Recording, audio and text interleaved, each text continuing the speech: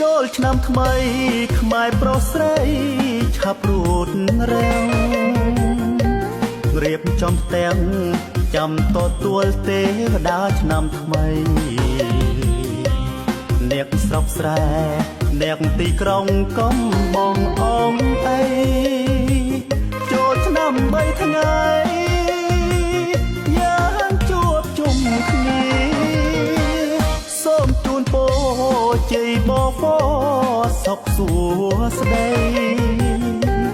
ផាត់ឆ្នាំចាំងផ្លាស់ឆ្នាំថ្មីគ្មានភ័យរោគា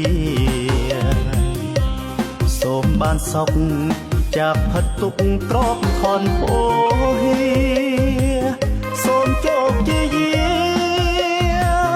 ដល់ជាแค่មរាទោះឆ្ងាយចិត្តនៃសមុទ្រផុតជើងមេឃឆ្ងាយអាណែក